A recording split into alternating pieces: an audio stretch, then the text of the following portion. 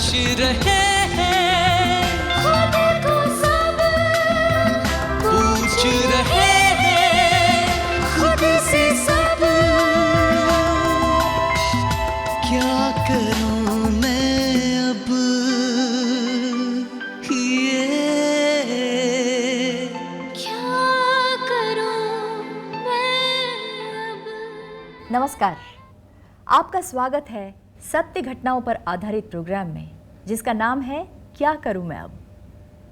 क्या करूं मैं अब ने जो आवाज़ उठाई है सेक्स संबंधित समस्याओं को लेकर, उसमें अगर आपकी भी आवाज़ जुड़े तो जो आवाज़ बनेगी वो विश्व के हर कोने तक सुनाई देगी। इस आवाज़ में एक आवाज़ और है हमारे सब्जेक्ट एक्सपर्ट्स और डॉक्टर्स की।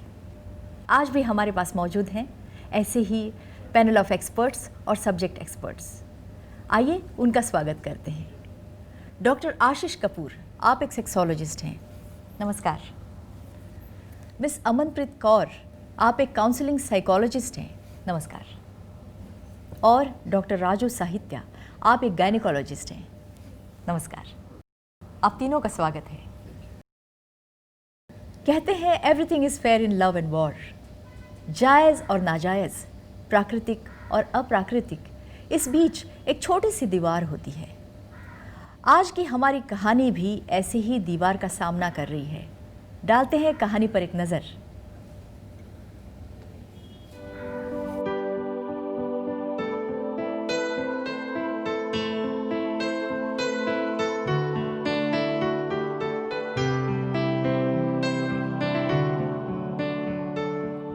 उर्मी की माँ,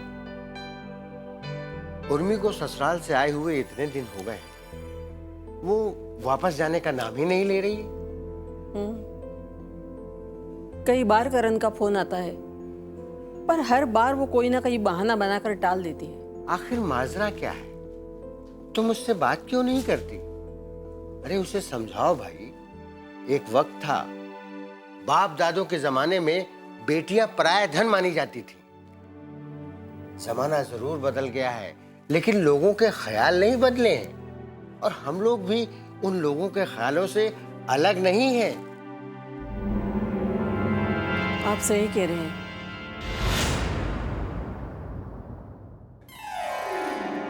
उर्मी को ससुराल से आए हुए इतने दिन हो गए हैं, वो वापस जाने का नाम ही नहीं ले रही। जमाना जरूर बदल गया है, लेकिन लोगों के ख्याल नहीं बदले हैं, और हम लोग भी उन लोगों के ख्यालों से अलग नहीं हैं।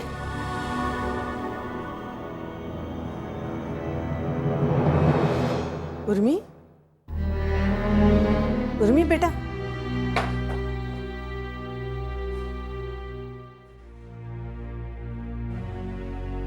बेटी, एक शादीशुदा लड़की का अपने मायके में इतने दिन रहना ठीक नहीं है। मुझे बताओ ना, क्या हुआ है तुम दोनों के बीच? बताओ ना। कुछ तो भी नहीं हुआ माँ। कुछ नहीं हुआ? उर्मी, मैं तुम्हारी माँ हूं, बचपन से तुम्हें जानती हूँ। जब तुम झूठ बोलती हो ना, मुझे सब पता चल जाता है। बताओ ना उर्मी, क्या हुआ? कहीं करण तुम्हें मारता तो नहीं है ना? नहीं माँ, उन्होंने तो कभी मुझ पर हाथ भी नहीं उठाया। फिर क्या बात है? करण तुम्हें छोड़ने भी नहीं आया था, और जब से तुम यहाँ आई हो, करण ने कितनी बार फोन किया है। जरूर कुछ है जो तुम उससे छिपा रही हो। बोलो ना। देखो बेटा, पति पत्नी में झगड़े तो होते ही रहते हैं। मैं और तुम्हारे बाबूजी भी झगड़ते हैं, लेकिन आज तक उनसे झगड़ के कभी मैं मायके नहीं गई। बोलो ना, क्या हुआ? कहा ना माँ, कोई बात नहीं है। तो ठीक है, मैं तुम्हारे बाबूजी को बोल के कल के ट्रेन की टिकट निकलवाती हूँ, और कल ही तुम अपने ससुराल जा रही हो, समझी?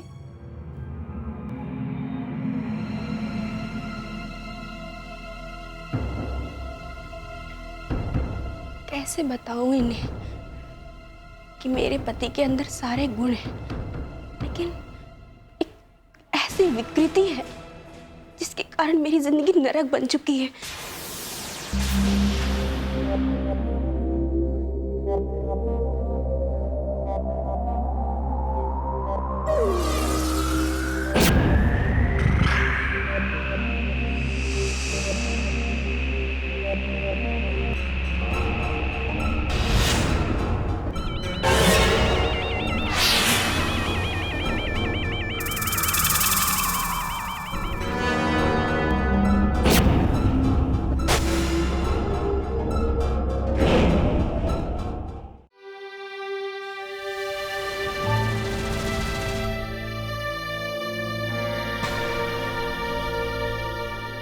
सॉरी बोल चुका हूँ। तुम सॉरी तो बोल देते हो, लेकिन फिर वही चीज करते हो। लेकिन अगर मुझे उसी तरह आनंद मिलता है तो मैं क्या करूँ? मैं नहीं जानती, मुझे उससे तकलीफ होती है, और फिर ये नेचुरल भी तो नहीं है। ये कौन डिसाइड करेगा कि क्या नेचुरल है और क्या नेचुरल है? ये हम दोनों का प्राइवेट मामला है, राइट? ये बेडरूम हमारा है और हमें यहाँ क्या करना चाहिए हम दोनों डिसाइड करेंगे।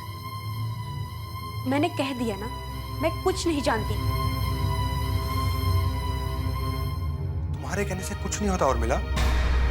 You must understand, you are a grown up now. You know, I always try and bring some adventure into love making. वरना मैं बोर हो जाऊंगा इस मोनोटोनस प्यार से। मैं बस इतना जानती हूँ कि इस मामले में मैं तुम्हारा साथ नहीं दे सकती। तो तुम्हारा कहने का मतलब ये है कि तुम मुझसे प्यार तो करती हो, लेकिन मेरा साथ नहीं दे सकती। प्यार प्यार प्यार। करण, तुम्हें मुझसे प्यार होता तो क्या तुम्हें मुझे तकलीफ देने में मजा आता? मुझे दर्द देने में तुम्हें खुशी मिलती? अरे वो प्यार ही क्या यार जिसमें तुम्हें तृप्ति ना मिले। और अगर मुझे सेटिस्फेक्शन नहीं मिल रहा है तो वो प्यार अधूरा है। तुम ना बहुत सेल्फिश हो। शायद, लेकिन अगर मैं खुश रहूंगा तुम्हें भी तो खुश रख सकता हूं ना मैं। सोचो इसके बारे में।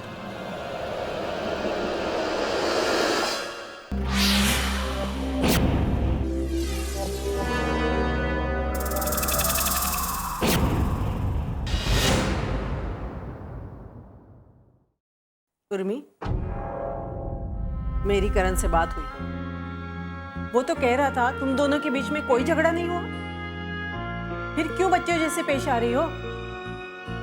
मॉम प्लीज, आप क्यों मेरे मामले में दखल दे रही हैं? मैं अपने प्रॉब्लम्स खुद ही सॉल्व कर लूंगी।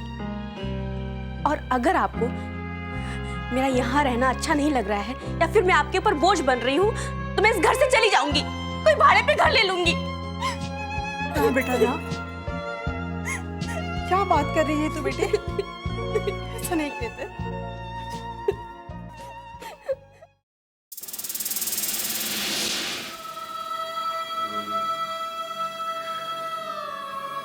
करण, हम नॉर्मल तरीके से प्यार क्यों नहीं कर सकते? क्यों तुम्हें नेचर से हटकर सब कुछ करना पसंद है? क्या मुझे जिंदगी भर उल्टे तरीके से ही प्यार करना पड़ेगा?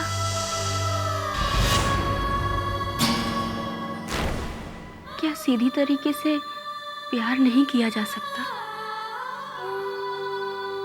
क्या इसका कोई उपाय है? या फिर मुझे जिंदगी भर उल्टे तरीके से ही प्यार करना पड़ेगा? लेकिन अगर मैं खुश रहूंगा तो तुम्हें भी तो खुश रख सकता हूं ना मैं। और मेरे दर्द का क्या? ये घाव सिर्फ शारीरिक नहीं है करण, इसका असर मेरे मन पर भी होने लगा है। माँ भी कुछ नहीं समझती और पिताजी भी मुझे बहुत समझने लगे हैं। बाप दादों के जमाने में बेटियां पराया धन मानी जाती थी। मैं अपनी समस्या किसे बताऊं?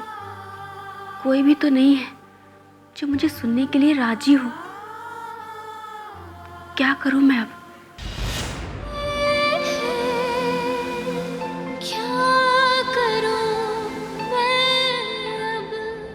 तो ये था कहानी का नाट्य रूपांतरण। आप सबने देख लिया। डॉक्टर आशीष, आपकी क्या राय है? वर्षा जी, देखिए, सेक्स जो है प्लेयर के लिए होना चाहिए, ना कि उसमें कोई सज़ा होनी चाहिए। तो बेसिकली अगर दोनों की सहमति हो, पार्टनर की, दोनों आपस में सहमत हैं, देन इट्स ओके। बट किसी को दर्द दे के सेक्स करना, वो हमारे समाज में बिल्कुल भी मतलब गवारा नहीं है वो चीज़। सही है। तो that is wrong. Okay, Amanpreet ji. जैसे कि दिखाया गया है वहाँ पर लगातार वाइफ अपने हस्बैंड को एक्सप्रेस कर रही हैं कि वो इन्जॉय नहीं कर रही हैं इस वे को, और जो भी जैसा भी चल रहा है बाकी सब वो अपने जब ख्यालों में भी अपने आप से बात करती हैं कि करण वैसे इतना अच्छा इंसान है मगर खाली हम लोग जब लव मेकिंग करते हैं तब वो ऐसा क्यों हो जाता है। तो वो कहीं ना कहीं दिखा रहा है कि दोनों पर्सनैलिटीज़ में थोड़ा डिफरेंट है एक ही बंदे के। तो वहाँ पर एक कन्फ्यूजन क्रिएट होता है एक रिलेशनशिप में, और वो हार्म करता है। जब जहाँ पे कन्फ्यूजन क्रिएट होएगा वो आपको सेक्सुअली इमोशनली हर जगह से हार्म करेगा। और नेचुरल अननेचुरल वेज ये दो पार्टनर अपने लिए खुद निजी तौर पे डिसाइड कर सकते हैं। ये नेचुरल अननेचुरल वे उनको खुद से सहमत करना पड़ेगा, एक दूसरे की अंडरस्टैंडिंग से, एक दूसरे के प्यार से, सहमति से करना पड़ेगा। अगर वो एक को पसंद है और एक को नहीं पसंद है तो वो अननेचुरल हो जाता है नेचुरली। डॉक्टर साहित्य, आपकी क्या राय है? मैं इन दोनों डॉक्टर्स से काफ़ी सहमत हूँ। अच्छा, आप लोगों ने देखा जो ये दिखाया गया अभी, इसमें ये मर्द जो है ये बार बार कहता है कि who is going to decide. मुझे उससे तकलीफ होती है और फिर ये नेचुरल भी तो नहीं है। ये कौन डिसाइड करेगा कि क्या नेचुरल है और क्या नेचुरल है? कुछ आशाएं लड़की की जैसे होती है, कुछ आशाएं लड़कों की होती है, सही है। और ये दोनों मिलकर एक दूसरे से दोस्ती रखकर प्यार भरे तरीके से भी ये सारा कर सकते हैं। और ये एक तरफा बार बार कहना कि if I enjoy, if I am satisfied, तब मैं आपको भी केयर कर सकता हूँ। This is not caring, this is being selfish, जैसे ये लड़की ने अपने हस्बैंड को कहा, क्योंकि ये सिर्फ एक तरफा है। सही है। एंड ये जैसे ड्यूअल पर्सनालिटी होती है, ये रात या जब सेक्स के लिए इनका मेल होता है आपस में, तो वो सिर्फ अपना ही सोच रहा है, ये नहीं सोच रहा है कि इसे कितनी तकलीफ़ हो रही है, और ये जो मैं कर रहा हूँ सिर्फ मैं ही प्लेजर ले रहा हूँ और इसका मैं कुछ सोच ही नहीं रहा हूँ। तो ये एक तरफा हो जाता है। उसे ये सारी बातें ध्यान में रखनी चाहिए, बल्कि ऐसे करने पर वो जो इन्जॉय करता है वो एक लाइक एन एनिमल इंस्टिंक्ट है, वो ह्यूमन बिहेवियर नहीं है। ये बिल्कुल गलत है। इससे हमें ये शिक्षा लेनी चाहिए कि लड़कों को और लड़कियों को, दोनों को सेक्स एजुकेशन की बहुत ही ज़रूरत है, बहुत ही शुरू से। और दूसरी बात मैंने गौर की इसमें मुझे समझ में आया कि ये जो पेरेंट्स है, माता पिता इस लड़की के, हाँ, वो कभी इस अपने बच्चे के दोस्त नहीं बने थे। उन्होंने उसको कैसे ब्रिंग अप किया है और कैसे उनको जो भी एजुकेशन दिया है, यही सोच के कि हमारा काम पूरा हो गया, अभी आप प्लीज़ पराया धन हो जाओ। उन्होंने बिल्कुल ऐसे यहाँ पे सिर्फ दिखाया ही नहीं है, साबित भी किया है। तो बहुत ही ज़रूरी है कि पेरेंट्स को अपने बच्चों का, लड़का हो या लड़की हो, इसमें भेदभाव नहीं रखकर उनसे बहुत पॉजिटिव वे उनको ब्रिंग अप करना चाहिए। कहानी में नायक और नायिका एक दूसरे से प्यार तो करते हैं, लेकिन नायक का ये भी मानना है कि वो प्यार ही क्या, जिस प्यार में दर्द ना हो। क्या सेक्स में आनंद मिलना यही प्यार है, या फिर से कोई मानसिक समस्या है? इस सवाल के बारे में जानेंगे, लेकिन एक छोटे से ब्रेक के बाद। Stay tuned.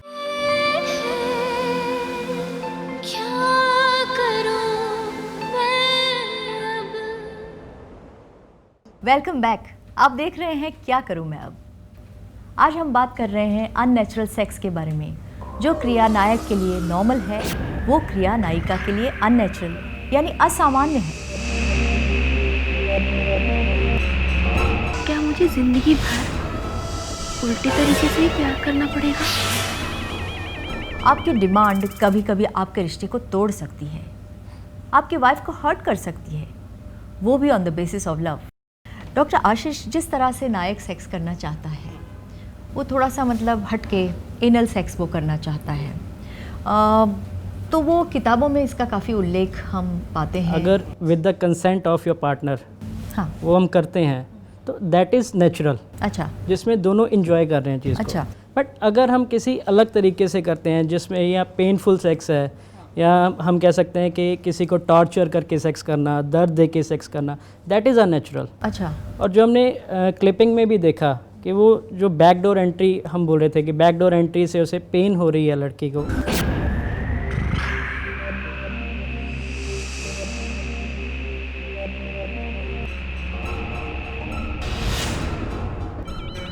इसमें करेक्टर है, मेल करेक्टर है जो उसके हस्बैंड है, उसमें बेसिकली उसकी जो क्रिमिनल विकृति, हाँ, ये मेन आ रही है इस पॉइंट में। अगर उसकी वाइफ को दर्द हो रहा है, फिर वो अननेचुरल है, उसके लिए अननेचुरल है, दोनों के लिए।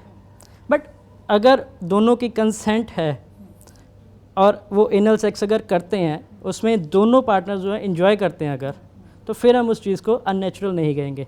मैं इस पे और ऐड करना चाहूँगी, यूजुअली अकॉर्डिंग टू रिसर्च क्या है, जो मेल का फर्स्ट एक्सपोजर जो first exposure with sex, that's why we say why marriages are important apart from the religious grounds. Marriage is important because the first exposure आपका जो है sex के साथ या आपका लव मेकिंग के साथ है, that becomes your first impression and you like. अगर आपने वो इन्जॉय किया है, इट लास्ट फॉर एवर. तो जैसे जो लड़के हैं जिनको एक्साइटमेंट रहता है, कई बार गाड़ी के बैक पे they want to try different ways, lift में, या दे हैव देयर फैंटेसीज कि हमको ऐसे ऐसे ट्राई करना है. इट्स बिकॉज उनका फर्स्ट एक्सपोजर वैसा रहा है and they have had immense pleasure in that. अभी वो प्लेजर क्रिएट करने के लिए now after marriage they would like to repeat the same experience, but उसके लिए आपका पार्टनर रेडी नहीं है क्योंकि आपके पार्टनर के व्यूज़ डिफरेंट है आपसे. तो या तो आप एक ऐसे अंडरस्टैंडिंग पे आए जहाँ पे आप एक दूसरे को बहुत अच्छे से जान गए हैं और फिर आप दोनों रेडी हैं कुछ नया एक्सप्लोर करने के लिए, या फिर कंसेंट नहीं है तो ये प्रतिक्रिया जारी रखने आप दोनों के लिए हानिकारक हो सकता है. डॉक्टर साहित्या, अभी ये जो नायिका है उसे दर्द होता है इस आसन से, उसे दर्द होता है, और हालांकि इस आसन का उल्लेख कामसूत्र में भी है. थोड़ा सा उसका दर्द कम हो या थोड़ा कन्वीनियंट हो, उसके लिए वो क्या जेल वगैरह का इस्तेमाल कर सकती है? If she is cooperative to go through that type of a sexual act, then she can ease her problems by using some lubrication, some gel. Sometimes she can use not just lubrication, she may use even anesthetic gels are available. I see. There are jellies with anesthesia that will make that area safe numb. hai? It is safe because it is local application, it is temporary, and in few hours she gets back her control of anal sphincter and all that. But at least she can, if that is her ambition, Bear with it. That's her ambition ke theek hai, my man should be happy, I am ready to do that for him. इस सत्य घटना को देखकर लगता है कि कहानी की नायिका की तरह ना जाने कितनी ऐसी महिलाएं होंगी जो ऐसे ही किसी समस्या का शिकार होंगी. दोस्तों, इस शो का यही उद्देश्य है कि आप अपनी कोई भी समस्या बेझिझक होकर हमें बताएं. हम इस विषय पर और विस्तार पूर्वक चर्चा करेंगे, लेकिन एक छोटे से ब्रेक के बाद. Stay tuned.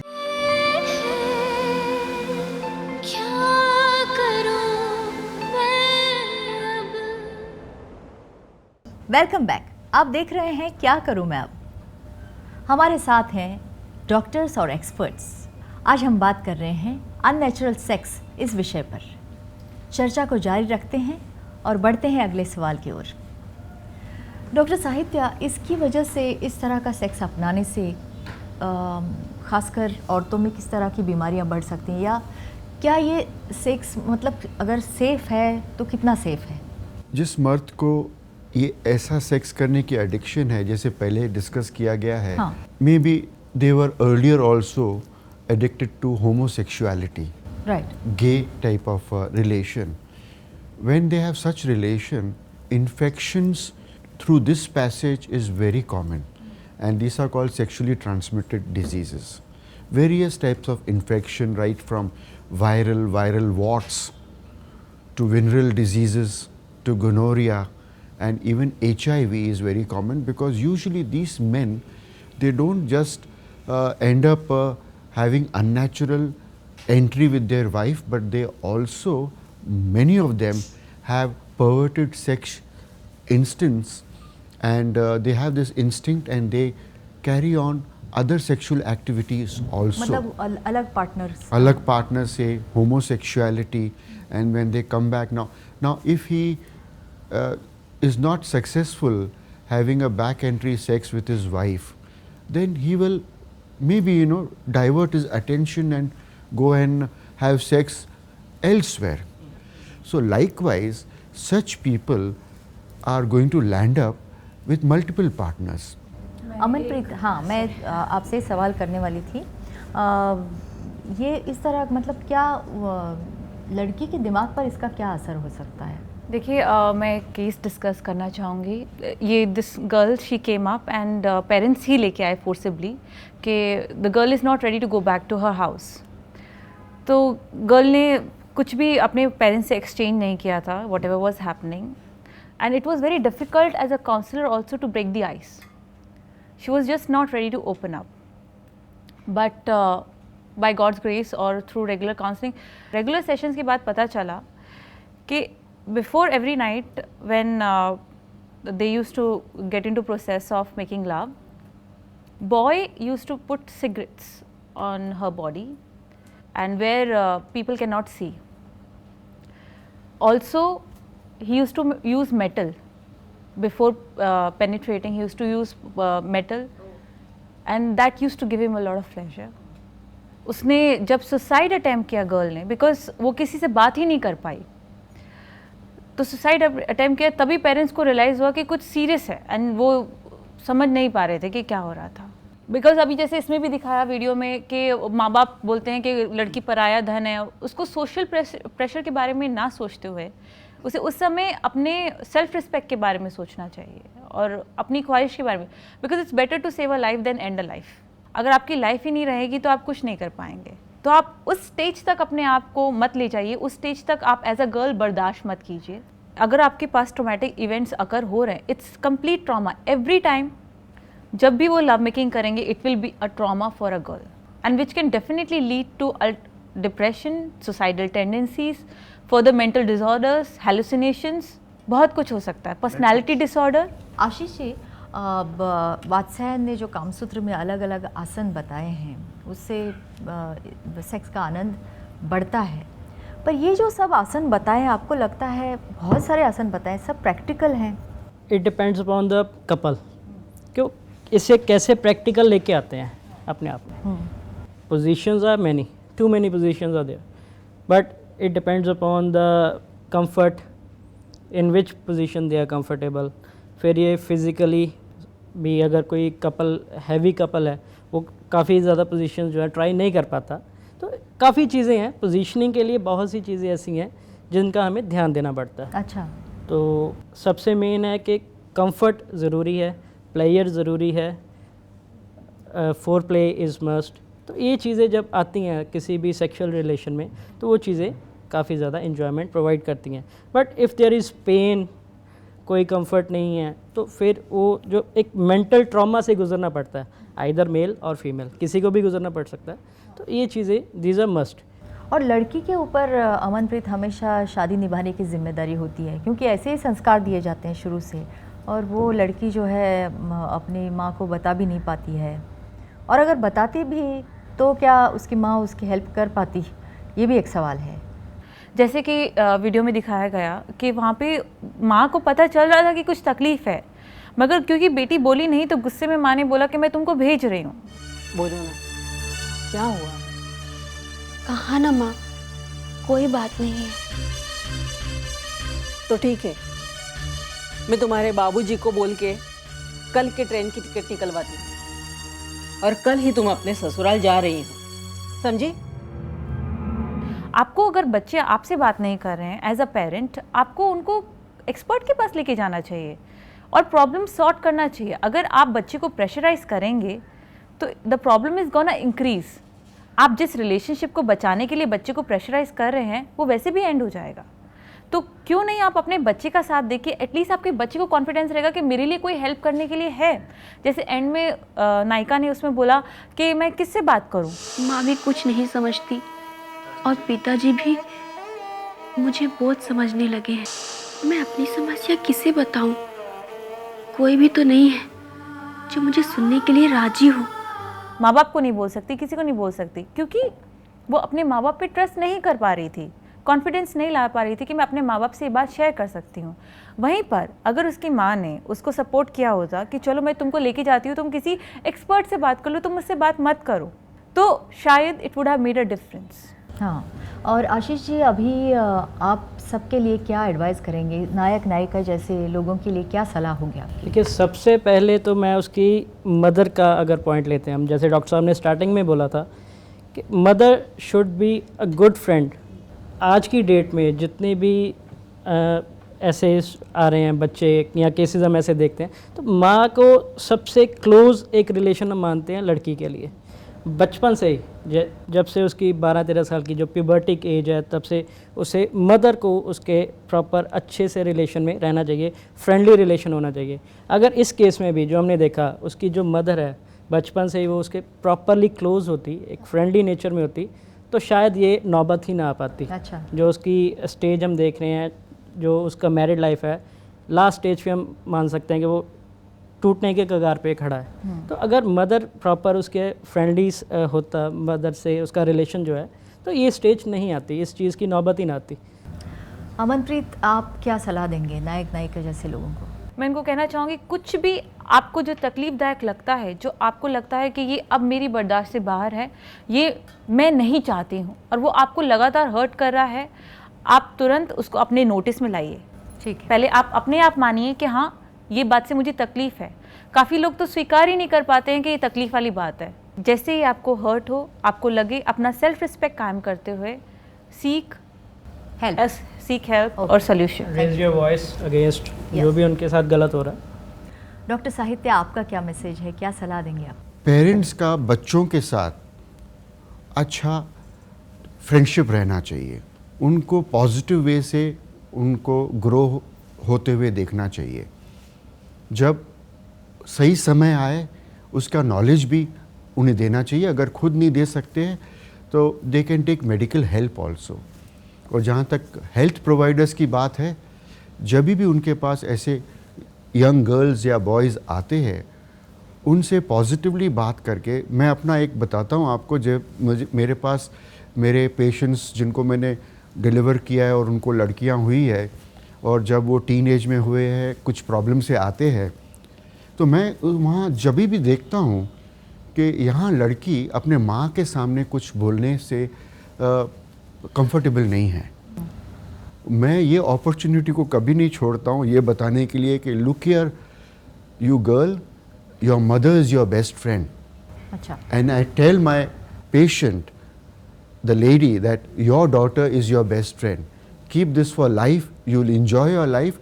You will teach her the right things.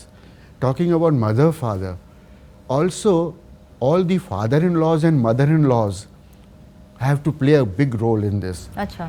If they make their daughter-in-law comfortable and make her positive thinking, why she has to go back and weep on the shoulder of her mother? Why not mother-in-law should understand also? If something is wrong, she can sense immediately. A woman not sensing another woman, that she is not comfortable, she is not smiling, she is not eating, she is worrying as the sunset is happening and night is approaching. के साथ अच्छा repo रखना चाहिए। Repo with your elders should be like friends. There should be respect, but there should be friendship. And you should try to get the knowledge from the right source. Thanks a lot for your advice, या आपकी जो सलाह है उसके लिए। बहुत ही अच्छा रहा ये चर्चा सत्र। Thank you very much. God bless. Thank you. Thank you very much for inviting us. You're welcome. It's our pleasure. अगर आप भी अपनी या अपने किसी करीबी की समस्या के बारे में हमें बताना चाहते हैं तो हमें ज़रूर लिखें। हमारा एड्रेस है। एक रिश्ते को चलाने के लिए दोनों की सहमति और समझदारी बहुत ज़रूरी है। उम्मीद करती हूँ कि क्या करूँ मैं अब के माध्यम से आप तक ये संदेश ज़रूर पहुँचा होगा। अपनी प्रतिक्रिया हमें ज़रूर बताएं। फिर मुलाकात होगी इस प्रोग्राम के अगले एपिसोड में। तब तक अपना ख्याल रखें, क्योंकि हमें आपकी फिक्र है। नमस्कार। Like, share, subscribe for more such informative videos.